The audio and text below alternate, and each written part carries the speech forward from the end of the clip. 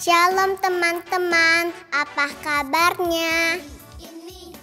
Sebelum kita ikut kebaktian sekolah minggu, ada beberapa hal yang harus diperhatikan. Pertama, persiapan diri, mandi supaya tubuh kita bersih dan wangi. Dan jangan lupa gosok gigi ya.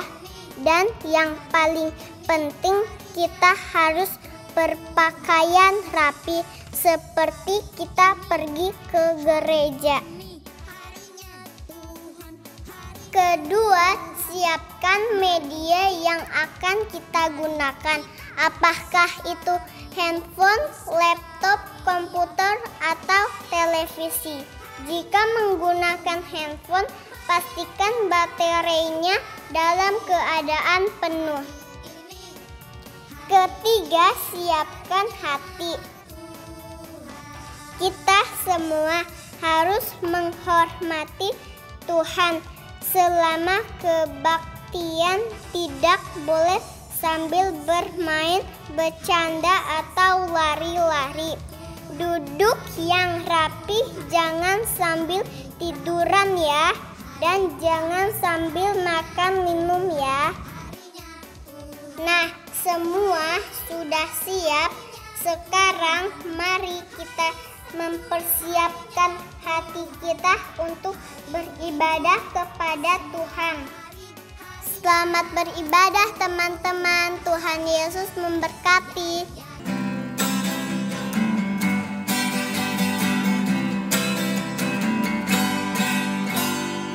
Yesus harapan jiwaku,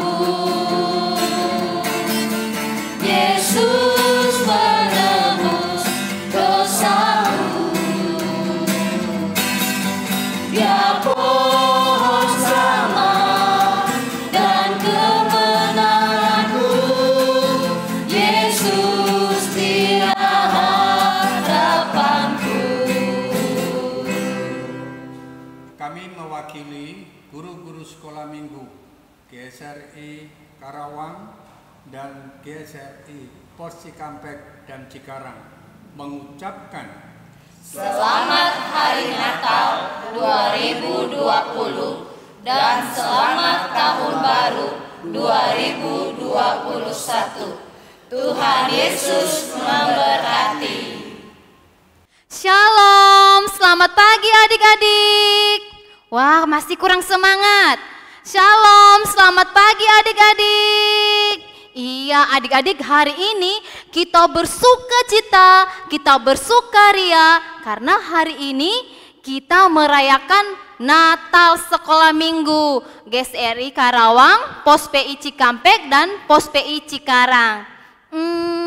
Tunggu dulu. Wah, Civinis tidak hanya sendiri loh, Civinis bawa teman. Wah, mau tahu siapa teman Civinis? Wah, teman Civinis, ini dia. Halo Vives, halo Venus, halo Ciosepi, halo Civinis. Apa kabarnya hari ini? Wah, puji Tuhan, luar biasa, kami baik dan sehat. Wah, kelihatannya Vives, Venus, dan juga Ciosepin kelihatannya bahagia ya, bersukaria ya pada pagi hari ini. Betul sekali Civinis, kita bersyukur karena Tuhan Yesus sangat baik. Tuhan sudah memimpin, menyertai kita, bahkan memberikan kita kesempatan untuk beribadah meskipun melalui online. Tetapi biarlah itu tidak mengurangi semangat dan sukacita kita. Betul Ciose. Mari adik-adik semuanya yang ada di rumah, Ciosepin, Civinis, Vives, dan Venus mengajak kita semua untuk memulai ibadah kita. Mari kita siapkan hati kita untuk meminta pimpinan Tuhan. Kita menaikkan pujian, marilah Tuhan pimpin saya.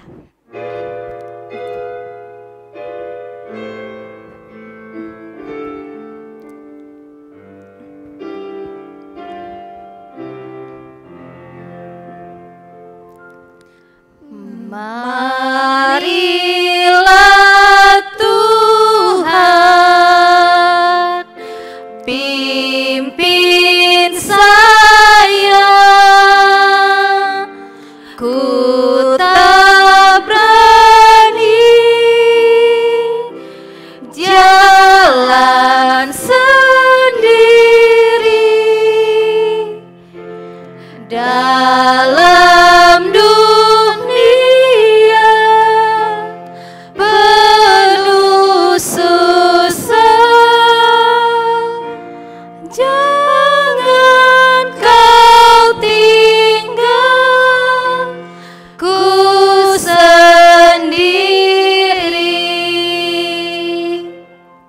Adik-adik, sekarang mari kita berdoa, tangannya dilipat, matanya ditutup, tundukkan kepalanya. Ikutin Civinis berdoa ya. Tuhan Yesus, Tuhan Yesus, terima kasih. terima kasih. Tuhan begitu baik kepada kami. Kami bersyukur pada pagi hari ini. Kami boleh bersama-sama merayakan hari Natal, hari kelahiran Juru Selamat kami.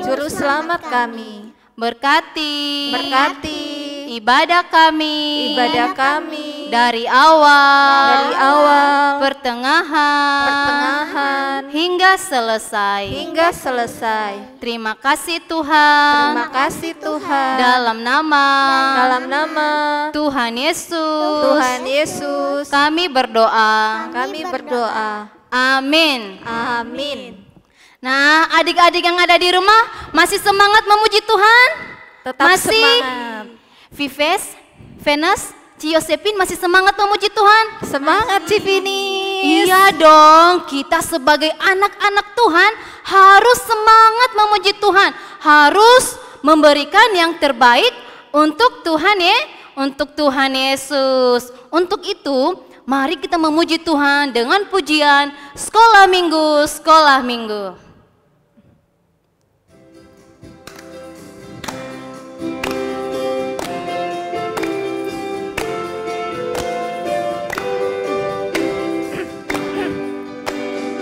Sekolah Minggu, rumah anak-anak semua. Bakti Allah, cinta bangsa, hidup penuh sukaria.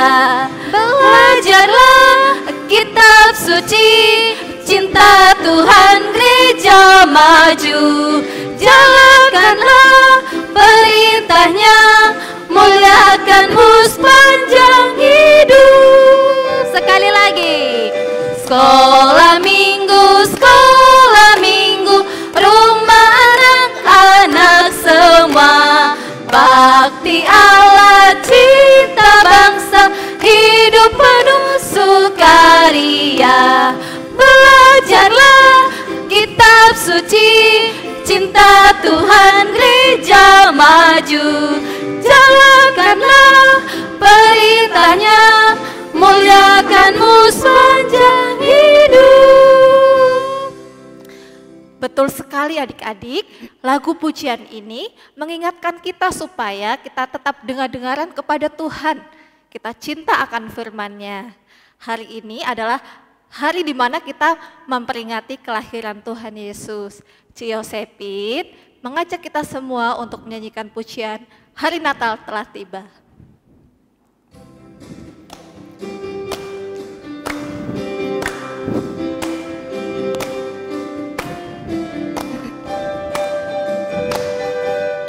Hari Natal kini telah tiba, bergembira kita semua, bersukaria bersama-sama, puji Tuhan, haleluya.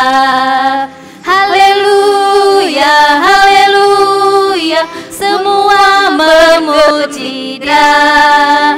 Haleluya, haleluya, puji Tuhan, haleluya. Sekali lagi, hari Natal. Hari Natal kini telah tiba, bergembira kita semua, bersukaria bersama-sama, puji Tuhan, haleluya. Haleluya, haleluya, semua memuji Dia. Haleluya, haleluya, puji Tuhan, haleluya. Haleluya, haleluya, haleluya, semua memuji Dia. Haleluya, haleluya, puji Tuhan, haleluya. Puji Tuhan, puji Tuhan, haleluya. Puji Tuhan, puji Tuhan, haleluya.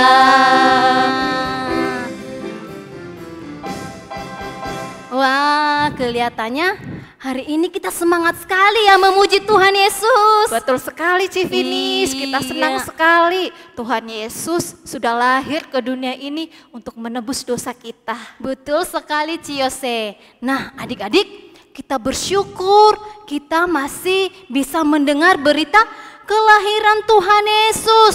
Berita kelahiran Tuhan Yesus ini bisa terdengar sampai di seluruh dunia. Dan untuk itu juga adik-adik kita bersyukur karena kita masih bisa percaya kepada Tuhan Yesus dengan sungguh-sungguh. Nah untuk itu adik-adik mari kita memuji Tuhan dengan pujian dari pulau dan benua.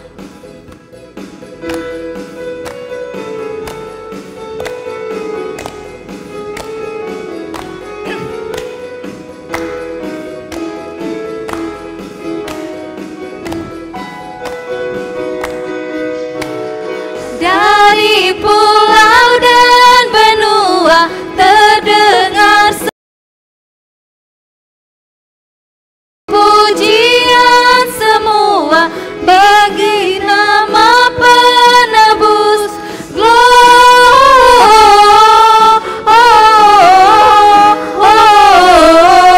Gloria, muliakan Tuhan.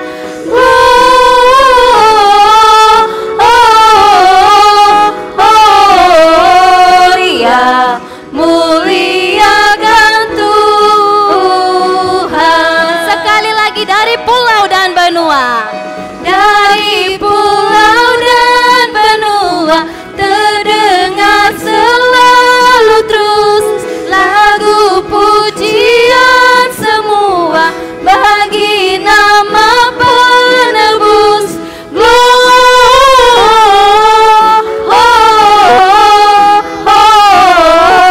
Gloria, muliakan Tuhan.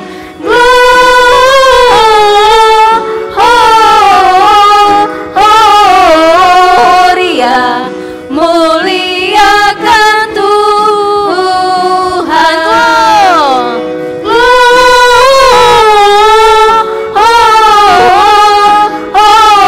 Gloria, muliakan Tuhan.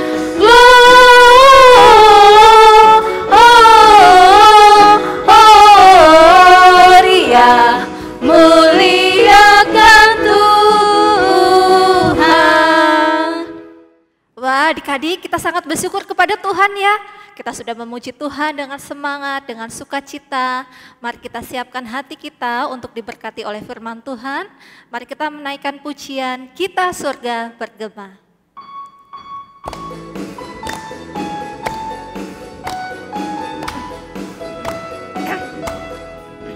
Kita surga bergema, lahir Raja mulia, damai dan sejahtera turun dalam dunia. Bangsa-bangsa bangkitlah dan bersoraklah serta bermaklumat kabar baik, lahir Kristus terang ajaib. Kita surga bergema, lahir Raja mulia. Sekali lagi kita surga bergema. Kita surga bergema, lahir Raja mulia, damai dan sejahtera turun dalam dunia. Bangsa-bangsa bangkitlah dan bersoraklah serta bermaklukan kabar baik, lahir Kristus terang ajaib. Kita surga bergema, lahir Raja mulia. Mari adik-adik kita satu dalam doa. Ikutin Ci Yosepin. Tuhan Yesus, Tuhan Yesus, Kami bersyukur. Kami bersyukur. Kami boleh. Kami boleh Memuji. memuji, Menyembah Tuhan. menyembah Tuhan. Terima kasih Tuhan. Karena Kasih Tuhan Karena Tuhan. karena Tuhan Begitu. begitu Mengasihi. mengasihi Kami. kami, Sehingga Tuhan lahir ke dalam dunia ini ke dalam dunia ini untuk menebus dosa kami. Saat ini kami akan mendengarkan firman Tuhan. Tuhan berkati, Tuhan pimpin Kokiki yang akan menyampaikan bagi kami semua. Di dalam nama Tuhan Yesus, kami berdoa. Amin. Kepada Kokiki dipersilahkan.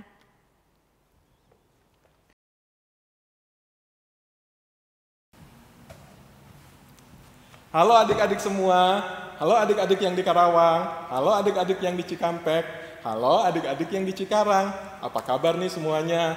Semoga semuanya tetap dalam keadaan sehat ya. Koko dan semua guru-guru sekolah minggu kalian selalu mendoakan agar kalian semua dan keluarga selalu sehat dan berada dalam lindungan Tuhan. Hari ini, Koko juga mau mengingatkan pada kita semua agar kita jangan lupa untuk selalu beribadah kepada Tuhan setiap hari Minggu jam 10, live streaming sekolah minggu yang ditayangkan di channel YouTube GSRI Karawang. Jangan lupa ya, kalian juga harus selalu berdoa dan mengucap syukur pada Tuhan dalam segala hal. Karena Tuhan kita itu sungguh baik dan apa yang dirancangkannya bagi kehidupan kita adalah yang terbaik bagi anak-anaknya. Kita harus percaya itu. Nah, pada kesempatan ini, Koko juga ingin mengingatkan pada kalian untuk selalu mematuhi peraturan kesehatan ya, yang diberikan oleh pemerintah. Yang pertama, peraturan memakai masker. Jadi, kalau keluar rumah, harus selalu memakai masker ya. Nah, yang harus diperhatikan memakai masker adalah yang pertama, cara memakai masker yang benar. Seperti ini. Nah, ya. Bagian kawatnya di atas. Lalu dikaitkan ke kuping dan dipencet di bagian hidung untuk membentuk sesuai dengan bentuk hidung kita, ya. Jangan lupa setelah dipencet dilepas ya adik-adik. Kalau enggak suaranya nanti seperti itu ya. Nah, tetapi waktu kita memakai masker ini jangan terlalu berlebihan juga adik-adik. Ya, kalau berlebihan atau karena kita takut dengan corona, nah jadinya seperti ini nih. Nah, itu pakai maskernya berlebihan ya. Bagaimana bisa kelihatan? Matanya semua ketutup ya, karena saking takutnya. Nanti kalau jalan bisa nabrak-nabrak ya. Nah, lalu yang kedua, jenis masker yang kita pakai itu harus masker yang medis dan berlapis. Jangan pakai masker kain ya. Dan juga jangan karena terpaksa pakai masker apa aja deh yang ada di rumah dipakai begitu dijadikan masker. Jangan juga ya, nanti jadinya seperti ini nih. Nah ya, apa aja yang ada di rumah dipakai jadi masker ya. Popok bayi jadi pakai masker ya, jangan seperti itu. Atau juga jangan masker kain yang biasa dicetak-cetak. Ya, itu masker kain itu sangat tipis dan bisa tembus ya debu ataupun virus ya. Nah, masker yang bisa dicetak-cetak itu jangan dipakai ya, yang seperti ini. Nah, ya. Jadinya seperti ini, masa perempuan berkumis ya. Lalu yang kedua yang harus diperhatikan adalah mencuci tangan. Nah, cara kita mencuci tangan juga jangan berlebihan ya adik-adik. Pakai sabun yang secukupnya saja. Setelah itu jangan dikepret-kepret ke orang lain ya, nggak boleh, itu nggak sopan ya. Nah, mengenai pakai sabun, yang secukupnya aja pakai sabunnya, jangan terlalu berlebihan juga. Nanti kalau berlebihan pakai sabunnya, jadinya seperti ini nih. Tuh ya, malah mandi sabun ya. atau seperti ini. Nah, ya, malah berendam tuh di sabun. Ya, begitu ya. Nah, lalu yang ketiga, menjaga jarak. Ya, jarak sekitar 1,5 meter supaya kalau kita berbicara dengan orang lain tidak terkena ludahnya, tidak terkena muncratnya, begitu ya. Nah, tetapi menjaga jarak juga jangan terlalu lebay, jangan terlalu berlebihan ya. Nanti jadinya seperti ini. Nah, ya, atau yang seperti ini. Nah, pakai hula hoop kemana-mana supaya orang nggak bisa deket gitu ya. Nggak juga, nggak harus seperti itu juga. Yang wajar-wajar saja lah ya. Lalu yang terakhir, yang harus diperhatikan adalah makan makanan yang bergizi dan minum vitamin. Karena virus ini bisa dikalahkan dengan kita menjaga kesehatan tubuh. Ya, demikian yang mau Koko ingatkan. Yuk, sekarang kita mau siap mendengarkan firman Tuhan. Mari kita berdoa terlebih dahulu. Tuhan Yesus, terima kasih Tuhan sudah memimpin kami mengikuti ibadah ini dari awal hingga pertengahan. Saat ini kami mau mendengarkan firman Tuhan. Mohon Tuhan pimpin kami supaya kami boleh mendengarkan dengan baik dan mentaati firman Tuhan. Berkati Ko Kiki yang akan menyampaikannya. Tuhan pimpin supaya berkenan kepada Tuhan dan menjadi berkat bagi kami semua. Terima kasih Tuhan, kami berdoa dalam nama Tuhan Yesus. Amin. Yuk, mari kita akan membaca firman Tuhan yang hari ini hanya 1 ayat saja. Dari Yesaya 9 ayat yang kelima.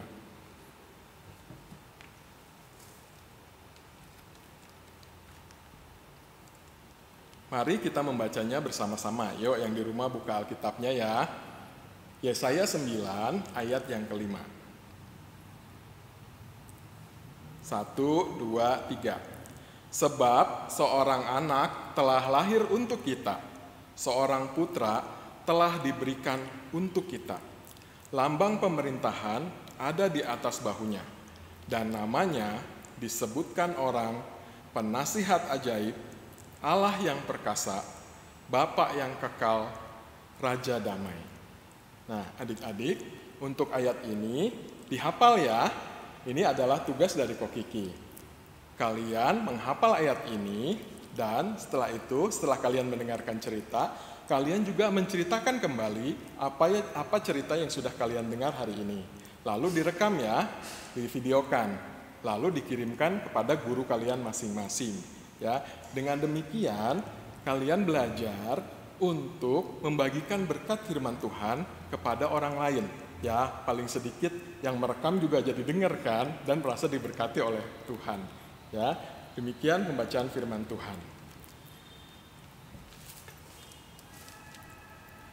Adik-adik yang dikasihi Tuhan, hari ini adalah hari yang sangat istimewa. Kenapa? Karena hari ini adalah hari Natal, adik-adik. Hari Natal itu hari yang istimewa. Kenapa sih begitu istimewanya hari Natal? Hari Natal itu artinya hari lahir. Natal itu artinya lahir. Siapa yang lahir? Kenapa kelahirannya begitu istimewa? Kenapa kita harus merayakannya? Bahkan seluruh dunia juga merayakannya. Kenapa seperti itu? Apa istimewanya yang lahir di hari Natal ini? Adik-adik yang dikasihi Tuhan, yang lahir di hari Natal adalah Tuhan kita Yesus Kristus. Tuhan yang menjelma menjadi manusia, menjadi seorang bayi yang tidak berdaya, lahir di kandang domba yang kotor, yang jelek, yang bau adik-adik. Dan ranjang bayinya itu palungan adik-adik. Palungan itu tempat makan binatang adik-adik. Disitulah Tuhan lahir. Disitulah Tuhan menjelma menjadi manusia. Kenapa? Karena Tuhan begitu mengasihi kita. Kenapa Tuhan menjadi manusia? Supaya bisa mati di atas kayu salib. Kenapa Tuhan harus mati di atas kayu salib? Karena untuk menggantikan hukuman dosa kita, manusia yang berdosa ini. Adik-adik yang dikasihi Tuhan, di atas kayu salib itulah Tuhan menyatakan keadilan Tuhan, yaitu apa? Dosa harus dihukum. Tapi sekaligus dalam satu waktu Tuhan menyatakan kasih-Nya kepada manusia, yaitu Dia menanggung hukuman itu untuk manusia. Bagaimana mungkin Tuhan menghukum sekaligus Tuhan mengasihi? Itu kan sepertinya bertentangan. Aku tidak mengerti. Nah, adik-adik yang dikasihi Tuhan, baiklah kita mendengarkan cerita ini supaya kita boleh mengerti. Adik-adik yang dikasihi Tuhan, pertanyaan ini pun ditanyakan oleh seorang anak yang bernama Adi. Adi mendengar kalimat ini, mendengar firman Tuhan ini dari seorang guru sekolah minggunya. Lalu Adi bertanya-tanya, apa artinya Tuhan menghukum, Tuhan yang adil, sekaligus Tuhan yang penuh kasih. Dan itu dicurahkan di atas kayu salib. Aku tidak mengerti. Sampai suatu hari, Adi mengalami sendiri adik-adik suatu peristiwa yang tidak pernah dia bisa lupakan seumur hidupnya. Yang dia lihat dengan mata kepalanya sendiri. Yang dia rasakan sendiri. Nah, peristiwa apakah itu? Mari kita saksikan bersama-sama. Mari kita dengarkan bersama-sama cerita tentang Adi. Adik-adik yang dikasihi Tuhan, Adi adalah seorang anak seusia kalian. Dia tinggal di sebuah desa yang sangat indah dan permai. Dia tinggal bersama mama papanya di sana. Desa ini bernama Desa Santana. Desa ini diambil dari nama seorang kepala desa yang sangat baik, yang bernama Tuan Santana. Tuan Santana ini adalah keturunan kepala desa. Jadi kakeknya itu kepala desa, papahnya juga kepala desa. Nah, Tuan Santana ini memerintah desa itu dengan sangat baik dan bijaksana. Adik-adik, Adi sangat mengagumi Tuan Santana ini. Orangnya baik dan sangat murah hati. Tetapi juga kalau diperlukan, dia bisa tegas dan galak. Dia bisa adil adik-adik. Nah, Tuan Santana ini memerintah desa ini dengan baik dan Adi sangat mengaguminya. Nah, kira-kira kalau sekarang ya adik-adik, tentu kita semua punya idola ya. Adik-adik semua pasti punya idola. Idolanya mungkin kalau zaman sekarang ya mungkin artis-artis Korea begitu ya. Nah, tapi tidak semuanya seperti itu. Kalau anak perempuan idolanya itu Ibu Kita Kartini. Nah, Ibu Kita Kartini itu nama lengkapnya Harum Kartini. Ya kan ada lagunya. Ibu Kita Kartini, putri sejati, putri Indonesia, harum namanya. Ya, namanya Harum Kartini. Ya. Nah, Ibu Kita Kartini ini sangat dikagumi oleh wanita zaman sekarang ini. Kenapa? Karena dengan adanya Ibu Kartini, perempuan bisa sederajat dengan laki-laki. Ya, kalau dulu sebelum ada Ibu Kartini, perempuan gak boleh sekolah adik-adik, gak boleh pinter, gak boleh sederajat dengan laki-laki. Bisanya cuma 3M, yaitu memasak, mencuci, mengurus anak. Udah itu aja 3. Jadi kerjanya cuma di dapur aja begitu, sampai bau terasi gitu ya adik-adik, saking sering nyambel begitu ya. Nah, adik-adik yang dikasihi Tuhan, mungkin itu ya yang jadi idolanya anak-anak perempuan. Aku ingin menjadi seperti Ibu Kartini yang legend gitu kalau anak-anak sekarang bilang. Kalau laki-laki siapa ya idolanya? Kalau laki-laki tentu ya suaminya Ibu Kartini karena bisa mendapatkan cinta wanita yang terkenal gitu ya. Oh enggak ya adik-adik, bukan ya. Nah, siapa ya contohnya? Nah, idola itu bisa dari tokoh yang fiktif atau bisa dari tokoh yang nyata. Kok Kiki ingat dulu waktu kecil, Kok Kiki senangnya sama Superman adik-adik. Ya, bisa terbang, ya, tubuhnya begitu kuat, tidak mempan peluru, begitu ya. Wah, Superman. Koko senang sekali dengan Superman ini, ya. Mamanya Kok Kiki dulu kan penjahit ya. Jadi kalau ada yang mau jahit baju, kasih kain merah, itu pasti kainnya hilang. Sama Ko Kiki dijadiin sayap, gitu ya. Lalu Ko Kiki terbang kemana-mana gitu. Pulangnya kainnya lecek, diomelin, gitu ya. Nah, adik-adik, tapi idola bisa siapa aja. Nah, kalau Adi, idolanya itu Tuan Santana, adik-adik. Karena menurut Adi, Tuan Santana ini orangnya baik dan tegas dan sangat luar biasa murah hati. Adik-adik, Adi ini kalau di desa kerjanya mengikuti Tuan Santana. Tuan Santana ini dia sering pergi ke pasar-pasar untuk melihat rakyatnya, adik-adik. Untuk menanyakan apakah ada yang dibutuhkan, apakah rakyatnya sedang kesusahan, bagaimanakah hidupnya mereka. Sangat bijaksana sekali, adik-adik.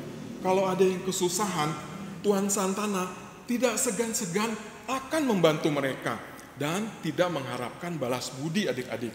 Nah, Tuan Santana ini tinggal hanya berdua dengan ibunya yang sudah tua. Tuan Santana ini sangat mengasihi ibunya, adik-adik. Pada suatu hari, terjadilah di desa itu kelaparan yang sangat hebat, adik-adik. Terjadi bencana kelaparan. Semua panen bahan makanan gagal, adik-adik. Panen padi gagal, panen jagung gagal, ubi, singkong, buah-buahan, sayur-sayuran, semuanya gagal, adik-adik.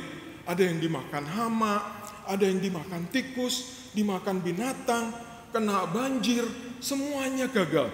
Sehingga terjadi bencana kelaparan di desa itu, di desa Santana ini. Lalu adik-adik, Tuan Santana berpikir, apa yang harus dia lakukan ya sebagai kepala desa untuk mengatasi hal ini, untuk mengatasi bencana ini. Kasihan rakyatnya, nanti kelaparan. Lalu Tuan Santana mempunyai ide yang sangat bagus. Adik-adik, dia mengumpulkan rakyatnya, dia mengumpulkan penduduk desa. Lalu berkata kepada mereka, "Wahai penduduk desa, kita tahu bahwa kita mengalami gagal panen. Semua bahan makanan gagal. Semua bahan makanan tidak ada yang bisa kita makan. Dan kita akan segera memasuki masa kelaparan." Dia berkata seperti itu dengan penuh wibawa dan semua rakyat mendengarkan mengangguk-angguk setuju. Lalu Tuan Santana berkata lagi, "Untuk mengatasi hal ini kita harus bekerja sama, rakyatku.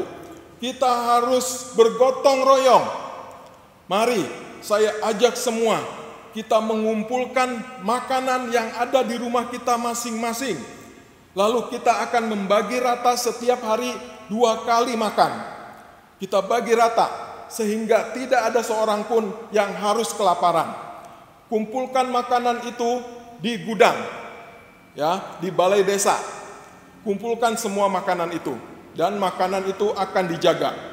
Nah, adik-adik, lalu semua rakyat merasa, wah, bijaksana sekali. Mereka setuju dengan itu. Lalu Tuan Santana melanjutkan, "Tetapi ingat, ada 2 hal. Yang pertama, apabila di antara kalian ada yang menyembunyikan makanan karena merasa serakah ingin dimakan sendiri, kalian akan dipenjara. Ketahuan pasti dipenjara. Yang kedua, siapa yang mencuri bahan makanan untuk rakyat yang sedang kelaparan ini, hukumannya adalah dicambuk sampai mati." Perhatikan ini, dan semua harus mematuhinya. Wah, adik-adik, semuanya ketakutan mendengar itu. Dan semuanya, ya, ada senang, ada ketakutannya juga. Dengan apa? Dengan hukuman yang sangat tegas itu dan sangat adil itu. Adik-adik, semua rakyat lalu mengatakan kepada Tuan Santana, kami setuju, kami akan mematuhinya. Ya, dengar baik-baik ya. Dan mulai besok semua ayo kita kumpulkan bahan makanan supaya kita bisa bagi rata setiap hari. Begitu ya kata Tuan Santana. Lalu mereka pun mulai mengumpulkan bahan makanan itu, adik-adik. Ya, besoknya mereka mulai mengumpulkan. Dengan disaksikan oleh Tuan Santana, dengan disaksikan juga ada ibunya di situ dan juga ada tetua desa yang orang yang dihormati di desa, ya. Mereka mengumpulkan semua. Ya, mereka sangat bersyukur, adik-adik, karena hal yang bijaksana ini. Tuan Santana adalah seorang pemimpin yang sangat bijaksana. Nah, adik-adik yang dikasihi Tuhan, Lalu hal itu pun dilakukan oleh Desa Santana. Setiap hari, 2 kali sehari, semua rakyat tidak boleh ada yang tidak makan. Semua dibagikan menurut makanan yang sudah dikumpulkan itu. Dibagikan dengan rata dan adil. Nah, begitulah adik-adik. Pada suatu hari adik-adik, ada pencuri adik-adik. Ada orang yang mau mencuri makanan itu.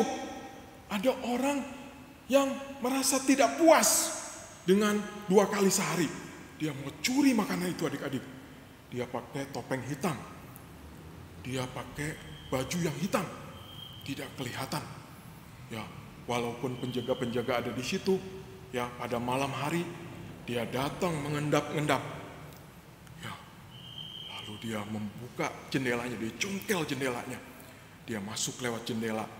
Lalu dia ambil bahan makanan yang bagus-bagus. Roti yang terbaik, gandum yang terbaik, beras yang terbaik. Diambilnya semua adik-adik. Waduh, sangat-sangat jahat sekali ya perbuatannya adik-adik. Lalu adik-adik, besok harinya ketika penjaga keliling ke belakang, dilihat, loh kok ada jendela yang sudah dicongkel? Loh kok ada jendela yang terbuka? Waduh, pas dilihat, wah ini pasti ada pencuri. Lalu dilihat adik-adik, benar saja adik-adik, semua berantakan. Dan bahan makanan yang terbaik semuanya hilang adik-adik.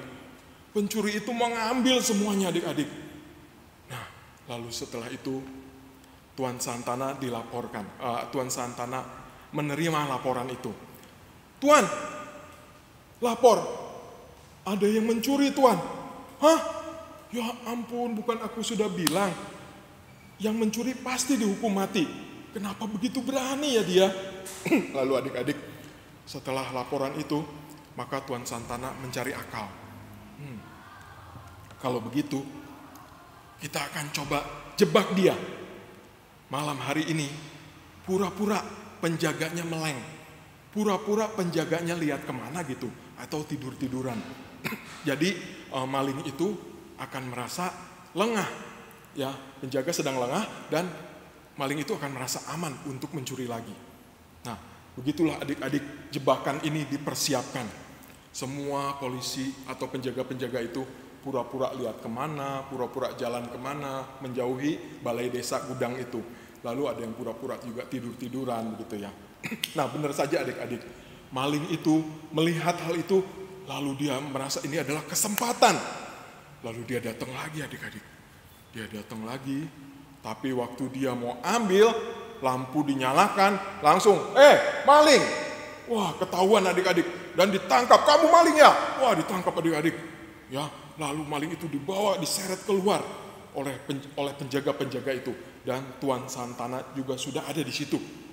Adik-adik, begitu dibuka topengnya adik-adik, begitu kelihatan siapa malingnya, betapa Tuan Santana begitu kaget adik-adik.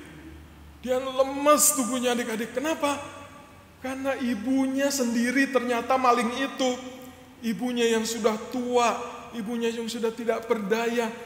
Kenapa sih dia harus maling? Nah, adik-adik, Tuan Santana tidak habis pikir.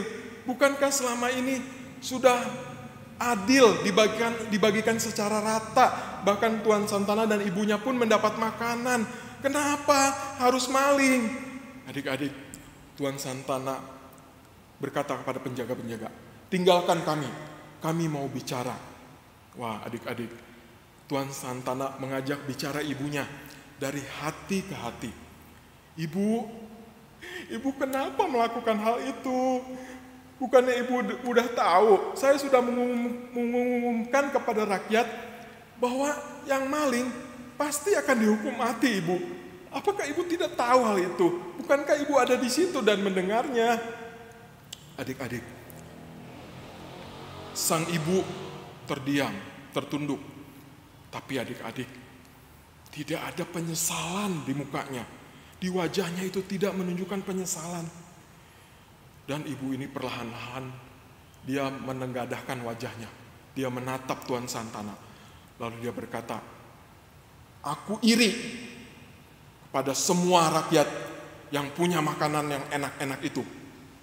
Dan aku tidak pernah menikmatinya selama ini. Aku iri kepada tetangga yang punya makanan yang enak. Dan dibagikan, lalu harus dibagi rata itu. Kenapa seperti itu? Harusnya kita yang kepala desa, kita yang sangat terkenal dan sangat terhormat ini, kita harus menerima bagian yang terbaik dulu dong. Kita ambilin tuh yang terbaik buat saya, ya. Lalu baru yang jelek-jelek, yang gagal-gagal, yang sudah basi, yang sudah lama, baru kita bagikan pada rakyat. Mereka pantas menerima itu. Kalau kita sebagai tuan, sebagai kepala desa, apalagi sudah turun-temurun, kita sudah membangun desa ini, mendirikan desa ini, tidak boleh kita mengalami kelaparan. Aduh, adik-adik, Tuan Santana sangat kaget mendengar hal itu. Sang ibu sudah jatuh ke dalam dosa iri hati dan keserakahan, adik-adik. Dia menjadi serakah dan ingin apa-apa buat saya, apa-apa buat saya. Nah, adik-adik ingat nggak siapa yang suka seperti itu?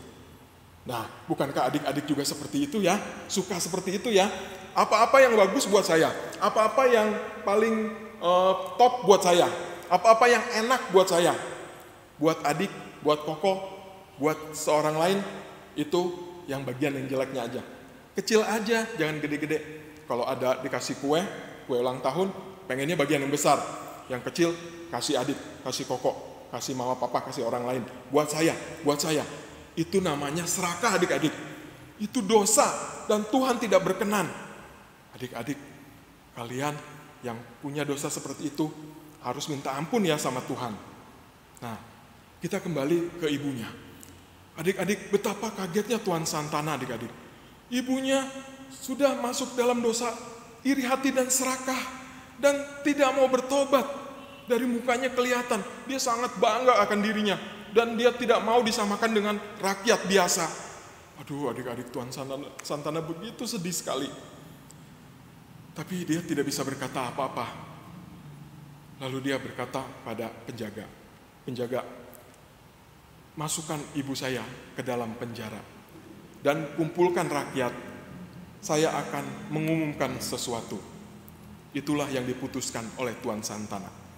Lalu penjaga membawa ibunya masuk ke dalam penjara dan Tuan Santana mengumpulkan rakyatnya, adik-adik. Untuk apa, adik-adik? Adik-adik yang dikasihi Tuhan, Tuan Santana sebagai seorang yang adil tapi juga penuh kasih, dia mengumumkan, adik-adik, pada semua rakyatnya bahwa pencuri itu adalah ibunya sendiri. Wahai rakyatku, kalian tentu tahu dalam beberapa waktu ini ada terjadi pencurian bahan makanan yang terbaik yang dicuri oleh seorang yang sangat jahat. Rakyatku semuanya, saya hari ini mau mengakui, saya mau menyatakan bahwa ternyata itu dilakukan oleh ibu saya sendiri. Waduh, rakyatnya begitu kaget, adik-adik. Semua saling berpandang-pandangan, ya ampun kok berani banget, udah dibilang pasti dihukum mati. Kenapa begitu ya? Termasuk Adi, adik-adik. Adi hadir di situ dengan papa mamanya dan dia mendengarkan hal itu. Dia bertanya-tanya, apa yang akan dilakukan Tuan Santana ya? Bukankah dosa memang harus dihukum? Tapi bukankah Tuan Santana sangat mengasihi ibunya? Apa yang akan dilakukan? Jalan apa yang akan ditempuhnya? Hukuman apa yang akan diberikan oleh Tuan Santana kepada ibunya? Nah, adik-adik, Adi bertanya-tanya dalam hatinya. Lalu Tuan Santana meneruskan pengumumannya. Dan rakyatku, hari ini saya mengumumkan bahwa besok pagi, besok kira-kira jam seperti ini, hukuman akan dilaksanakan, yaitu sesuai dengan peraturan yang sudah saya buat, hukuman cambuk sampai mati. Wah, adik-adik, rakyatnya semua wah, berbicara satu dengan yang lain, bertengok-tengokan, kok sampai begitunya? Bukankah Tuan Santana mengasihi ibunya? Aduh, bagaimana ya?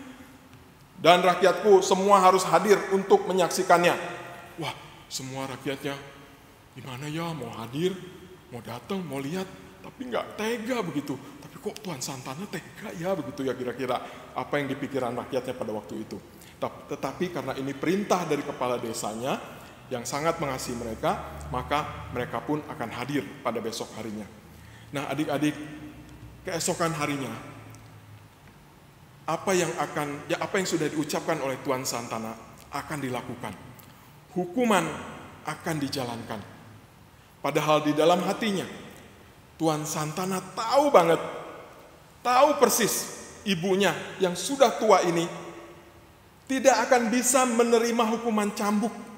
Paling berapa kali hukuman pasti sudah mati adik-adik.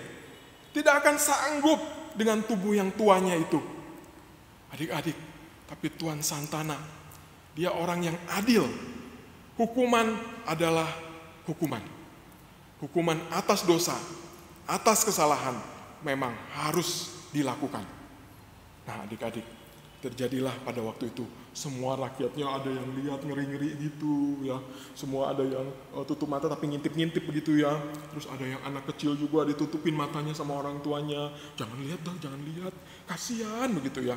Nah, dibawalah ibunya ke tengah tempat itu di mana rakyat semua bisa melihat. Ibunya berlutut di situ adik-adik.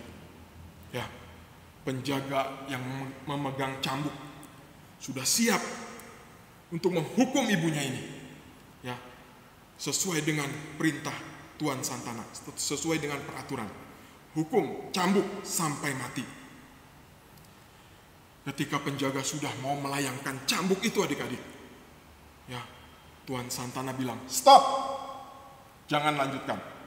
Tiba-tiba adik-adik, Tuan Santana membuka jubahnya itu, ya, lalu dia memeluk ibunya dari belakang adik-adik.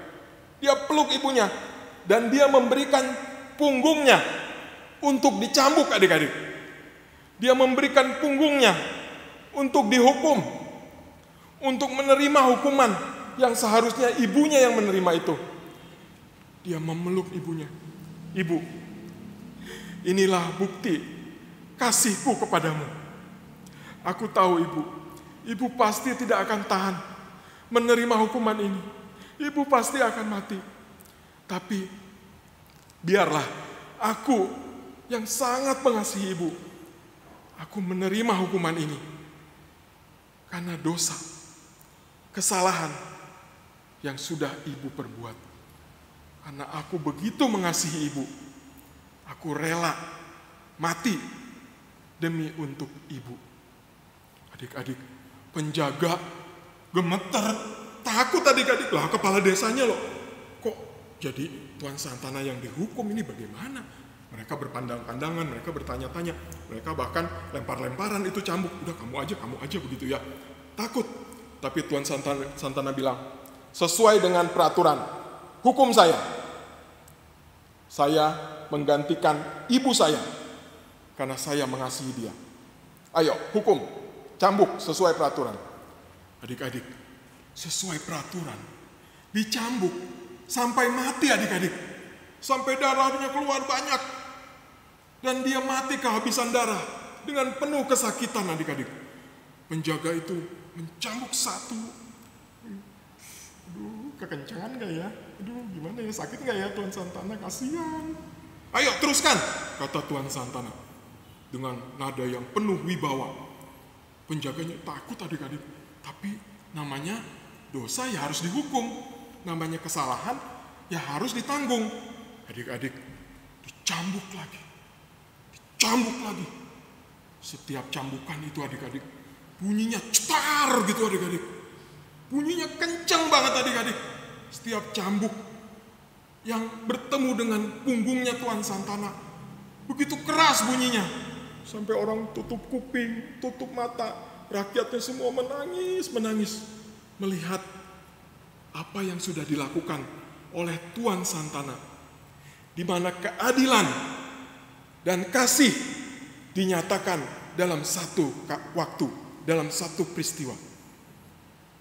Adi juga melihat hal itu, ngeri-ngeri, tapi dia lihat juga, akhirnya dia mengerti apa yang guru sekolah minggunya katakan, di mana Tuhan Yesus disalib.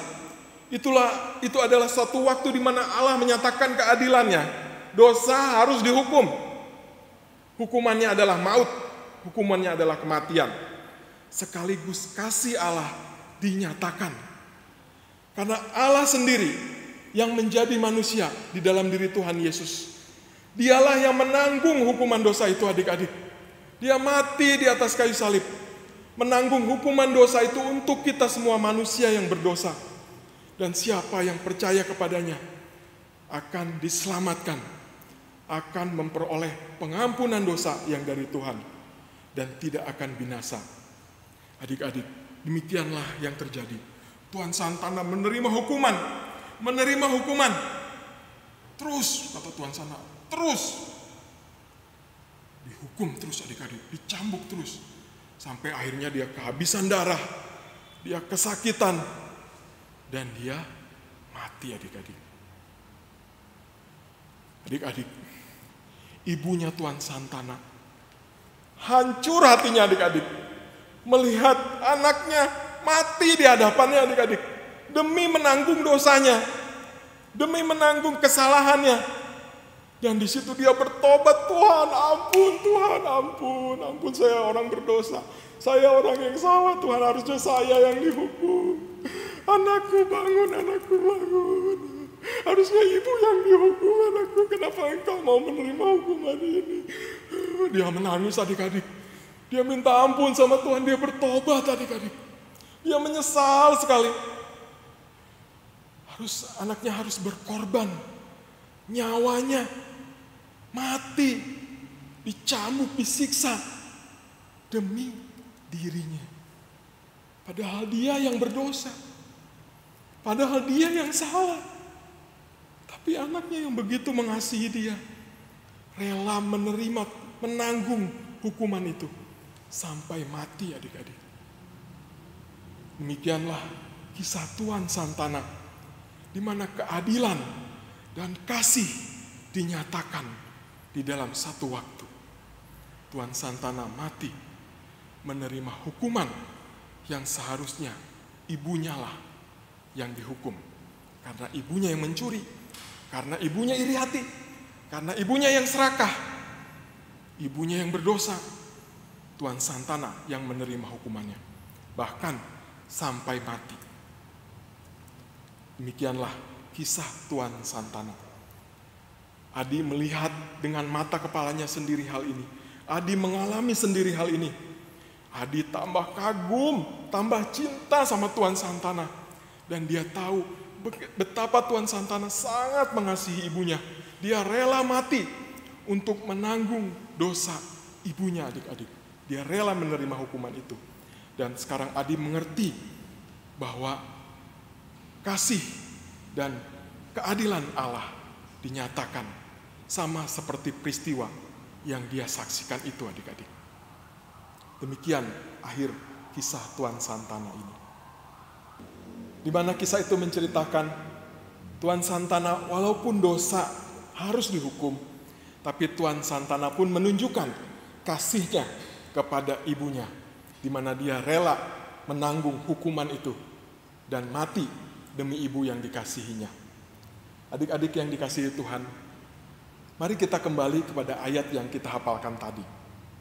Di situ disebutkan ketika Tuhan Yesus lahir, Tuhan Yesus diberikan gelar, dia adalah penasihat ajaib, Allah yang perkasa, Bapa yang kekal, Raja damai. Nah, adik-adik, ayat ini ditulis oleh Nabi Yesaya kira-kira 700 tahun sebelum Tuhan Yesus lahir. Ini namanya nubuatan atau boleh disebut ramalan, begitu ya adik-adik. Nubuatan yang digenapi ketika Tuhan Yesus lahir. Ketika Tuhan Yesus lahir di hari Natal yang kita rayakan ini, Tuhan Yesus menyandang gelar, dia adalah penasihat ajaib, Allah yang perkasa, Bapa yang kekal, Raja damai. Nah, Koko mau ceritakan tentang Raja damai. Kenapa Tuhan Yesus disebut Raja damai? Memangnya siapa yang musuhan sehingga harus didamaikan? Memangnya siapa yang melawan siapa? Siapa yang sedang berperang dengan siapa? Sampai harus Tuhan Yesus turun ke dalam dunia dan menjadi Raja damai yang mendamaikan semuanya itu. Memang siapa yang sedang bermusuhan? Adik-adik yang dikasihi Tuhan, bukankah kita sudah mendengar dalam beberapa waktu ini kita, keturunan Adam dan Hawa, adalah manusia yang sudah jatuh di dalam dosa. Nah, adik-adik, manusia yang sudah jatuh di dalam dosa, kita semua ini adalah sedang melawan Allah, sedang tidak taat kepada Allah. Kita semua adalah musuh Allah, adik-adik. Kita menjadi musuh Allah. Nah, adik-adik coba pikirkan. Ketika kamu sudah mendengar firman, ya, jangan iri hati, jangan serakah. Tapi kamu dengar firman itu, kamu tetap iri hati, kamu serakah. Nah, waktu itulah kamu sedang menjadikan dirimu musuh Allah. Kamu sedang melawan Allah, kamu sedang tidak taat kepada Allah. Waktu kamu sombong, tidak bisa dibilangin, anggap diri benar.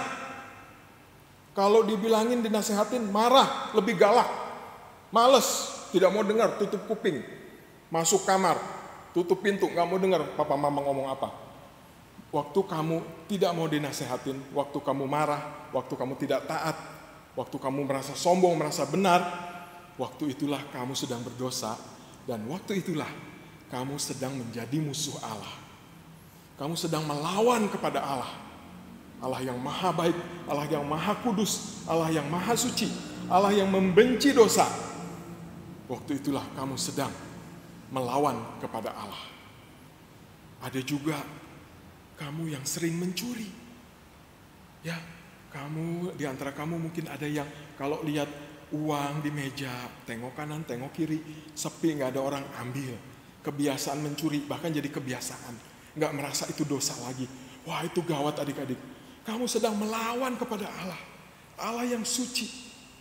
Ya, kamu sedang bermusuhan dengan Allah. Adik-adik, dosa-dosa yang kita lakukan, saat itulah kita sedang menjadi musuh Allah. Kita sedang memusuhi Allah, adik-adik. Kita sedang melawan kepadanya.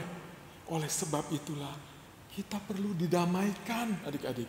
Allah yang maha suci, yang maha kudus, itu benci terhadap dosa, adik-adik.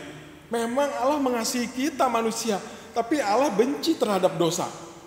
Bagaimana caranya? Allah harus menghukum dosa, tapi di satu sisi Allah mengasihi manusia juga. Oleh sebab itulah Yesus sebagai Raja Damai di sini. Ketika Tuhan Yesus mati di atas kayu salib, Dia menanggung dosa-dosa kita. Disitulah Dia mendamaikan kita dengan Allah. Dia menghapuskan hukuman dosa yang seharusnya kita terima. Kita yang menanggungnya karena kita kan yang berdosa. Tapi Tuhan Yesus Allah yang penuh kasih, Dia menjadi manusia, Dia mati di atas kayu salib. Disitulah Dia menanggung dosa-dosa kita. Adik-adik, siapa yang bisa didamaikan dengan Allah? Hanya orang yang sudah menerima Tuhan Yesus di dalam hatinya. Yang sudah mengundang Tuhan Yesus masuk ke dalam hatinya. Dan menerima Tuhan Yesus masuk ke dalam hatinya sebagai Tuhan dan Juru Selamatnya secara pribadi. Dialah orang yang didamaikan dengan Allah. Dialah orang yang diampuni dosa-dosanya. Tidak ada jalan lain, tidak ada cara lain. Harus terima Tuhan Yesus masuk ke dalam hati. Percaya Dia adalah Tuhan dan Juru Selamat saya secara pribadi. Percaya Dia sudah mengampuni dosa-dosa saya. Dia sudah menanggung dosa-dosa saya di atas kayu salib. Seharusnya sayalah seperti ibunya Tuan Santana. Sayalah yang mencuri, sayalah yang iri hati, sayalah yang serakah, sayalah yang berdosa. Tapi saya tidak menerima hukuman itu. Karena Tuhan Yesus sudah menanggung hukuman itu untuk saya. Adik-adik, ketika engkau menerima Tuhan Yesus masuk ke dalam hatimu, menerima Dia sebagai Tuhan dan Juru Selamat secara pribadi dan percaya kepadanya dengan sungguh-sungguh. Percaya apa yang dilakukan di atas kayu salib adalah untukmu. Maka ketika kamu percaya, kamu akan diselamatkan. Kamu akan didamaikan dengan Allah, adik-adik. Mari adik-adik, jangan keraskan hatimu, adik-adik. Sudah dengar firman Tuhan sering, dosa ini, dosa ini, dosa ini. Bertobatlah, adik-adik. Sesalilah dosa-dosamu, akuilah dosa-dosamu di hadapan Tuhan. Jangan merasa berdosa itu hal yang biasa-biasa saja, itu hal yang gawat, adik-adik. Itu hal yang sangat celaka. Lebih berbahaya dari virus corona, adik-adik. Tidak satu orang pun yang bisa menghindarinya, adik-adik. Semua orang pasti kena dosa. Sangat berbahaya sekali adik-adik. Ketika kita tidak mau terima berdamai dengan Tuhan, kita akan masuk neraka. Kita upah dosa ialah maut. Kita akan menerima kematian yang kekal di dalam neraka adik-adik. Kita akan dihukum selama-lamanya di dalam neraka. Tetapi siapa yang menerima, didamaikan dengan Tuhan, melalui Tuhan Yesus Kristus yang sudah mati di atas kayu salib itu. Siapa yang percaya pada Tuhan Yesus, dia akan didamaikan dengan Allah. Dia akan diampuni dosa-dosanya adik-adik. Mari adik-adik, Koko ingat sebuah lagu. Betapa Tuhan mengasihi kita. Dia mati di Golgota. Dia mau mati untuk menanggung dosa kita. Betapa mulia apa yang sudah dikerjakannya. Betapa mulia karyanya di atas kayu salib. Dan betapa kasihnya kepada kita. Terimalah kasih Tuhan itu. Undanglah Tuhan Yesus masuk ke dalam hatimu. Hari ini jangan keraskan hatimu adik-adik. Jangan sampai terlambat. Ambillah satu kesempatan. Tuhan, saya mau mengakui dosa saya. Tuhan, saya mau bertobat. Mari adik-adik kita renungkan hal itu sambil menyanyikan lagu ini. Siapa yang bisa, ayo kita nyanyi ya sama-sama. Taruh tangan kananmu di dada kiri. Di mana tempat kehidupanmu, jantungmu itu. Taruh tangan kananmu di dada kiri. Tundukkan kepala. Mari kita menaikkan lagu ini.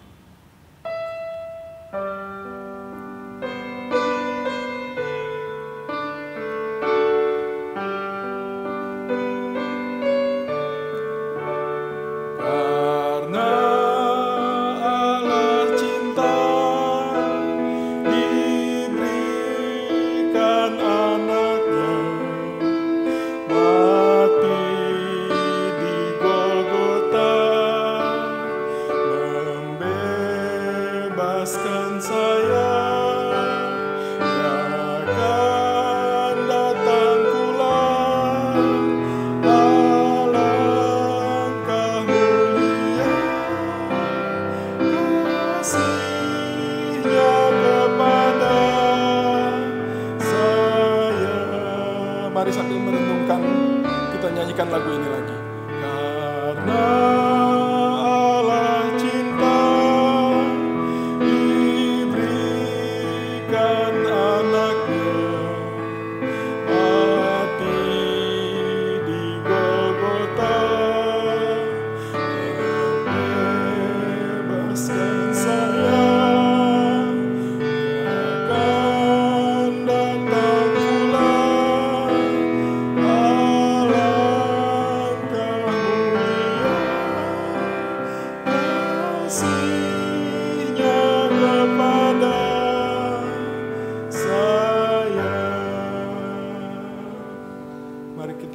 Masuk di dalam doa, lipat tanganmu, tundukkan kepala, kita datang kepada Tuhan. Tuhan, saya orang yang berdosa Tuhan, saya orang yang sombong, kalau dinasehatin suka marah-marah, merasa diri paling benar, dan saya juga orang yang suka iri hati, serakah, apa-apa yang buat saya, apa-apa buat saya yang terbaik buat saya, tidak memperdulikan orang lain. Saya juga suka mencuri Tuhan, tangan saya ini suka mencuri, saya tidak bisa menahannya, ampuni saya Tuhan. Dan saya juga suka berbohong, mulut saya ini nggak bisa saya tahan, berbohong, membual. Mengatakan hal yang tinggi-tinggi padahal itu tidak benar. Dan pada semua orang akhirnya saya berbohong. Tuhan ampunilah saya Tuhan, saya suka berbohong. Tuhan, saya juga tidak taat sama papa sama mama ketika dinasehatin. Tuhan, saya tidak taat. Saya tidak lakukan ya Tuhan. Ya Tuhan, ampunilah saya Tuhan, saya orang yang berdosa. Saya juga suka nyontek Tuhan, saya nggak jujur. Saya merasa nilai yang saya dapat itu bagus, tapi sebenarnya hasil nyontek. Tuhan, ampunilah saya Tuhan, saya orang yang berdosa. Tuhan, hari ini saya sudah mendengar firman Tuhan tentang kasih Tuhan.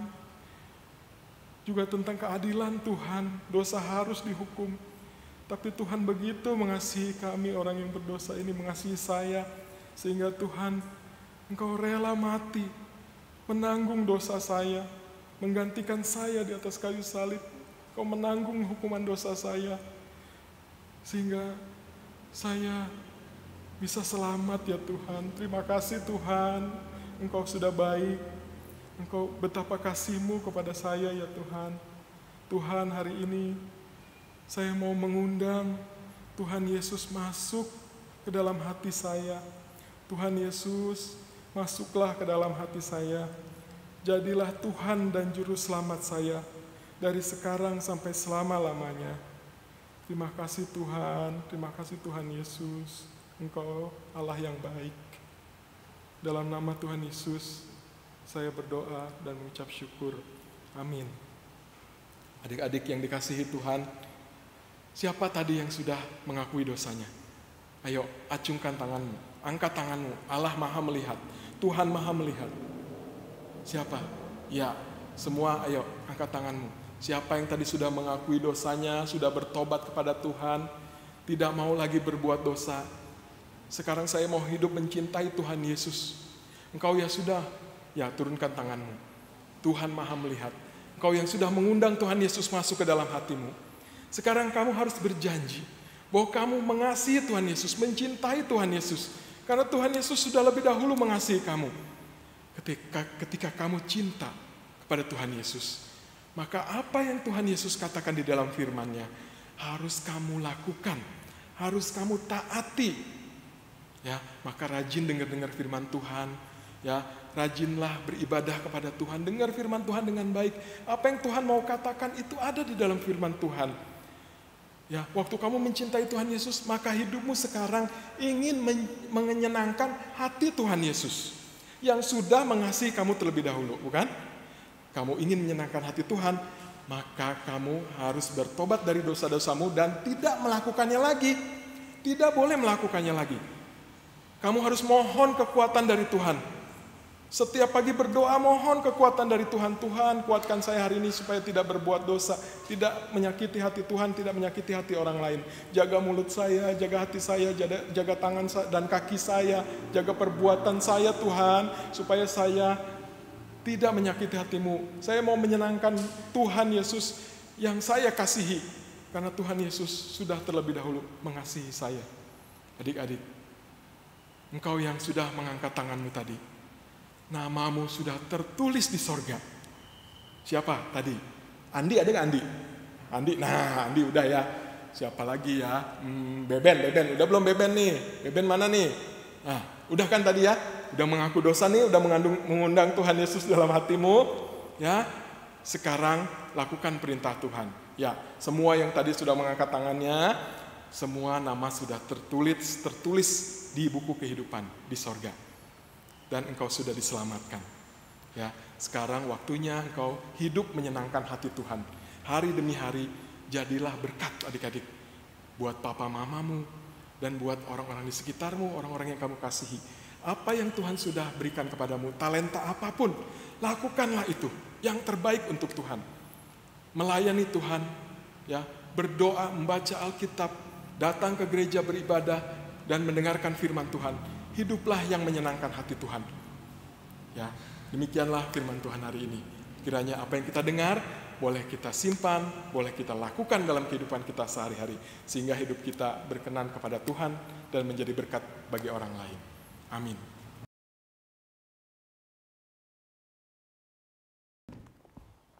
Wah, adik-adik, kita sangat bersyukur ya kepada Tuhan Yesus. Kita sudah mendengarkan firman Tuhan. Kita pasti sudah diberkati oleh kebenaran firman Tuhan. Firman Tuhan mengingatkan kita bahwa kasih Tuhan begitu besar. Dia sungguh mengasihi kita sehingga Ia rela datang ke dunia ini untuk menebus dosa kita. Mari untuk meresponi firman Tuhan, kita menaikkan pujian, Dia lahir untuk kami.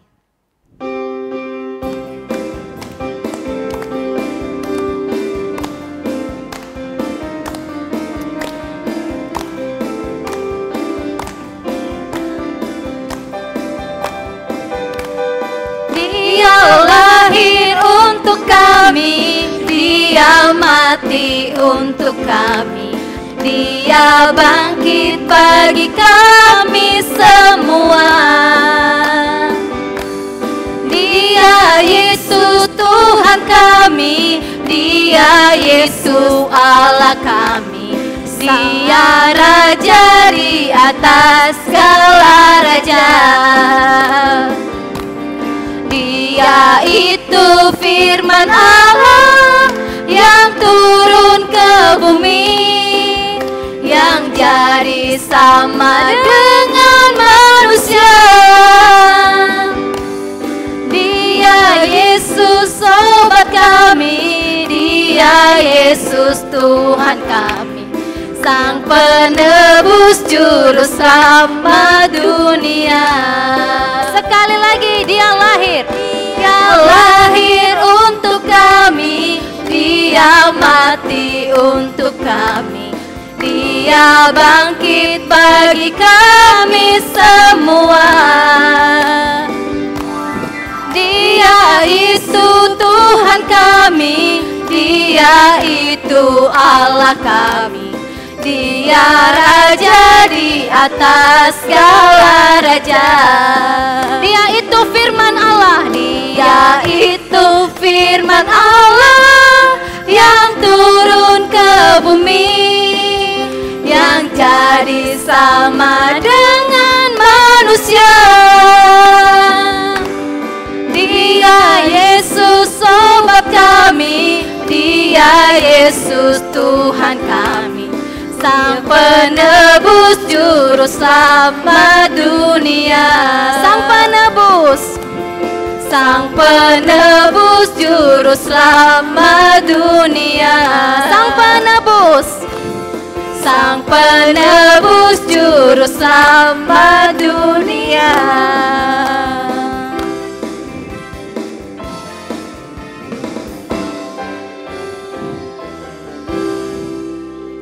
Adik-adik, kita akan mengakhiri ibadah kita.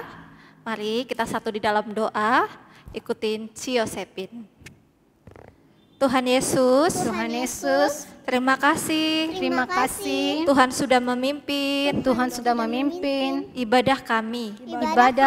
Terima kasih Tuhan, kami sudah diberkati oleh kebenaran firman Tuhan. Ajar kami untuk setia melakukan di dalam kehidupan kami hari lepas hari.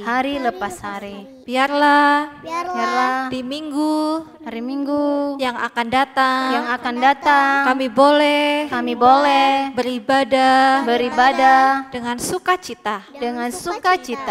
Di dalam nama Tuhan Yesus. Kami berdoa. Dan mengucap syukur. Amin.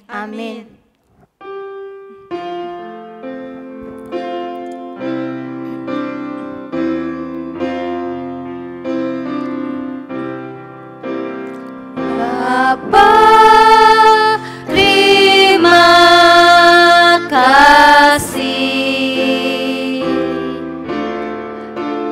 Bapa, terima kasih. Bapa di dalam surga, puji terima kasih.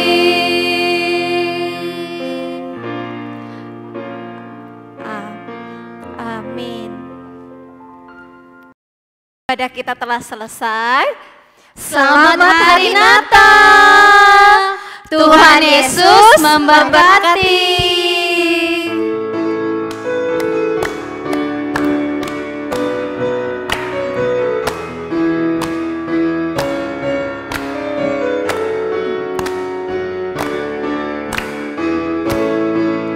We wish you a Merry Christmas. We wish you a Merry Christmas. We wish you a Merry Christmas and Happy New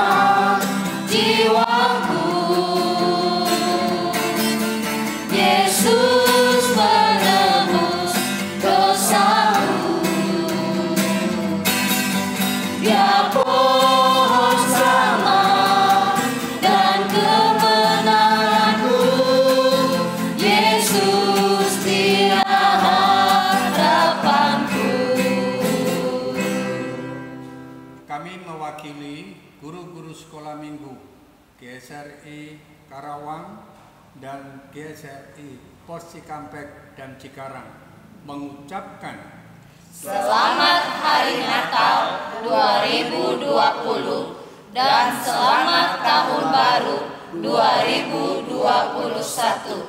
Tuhan Yesus memberkati.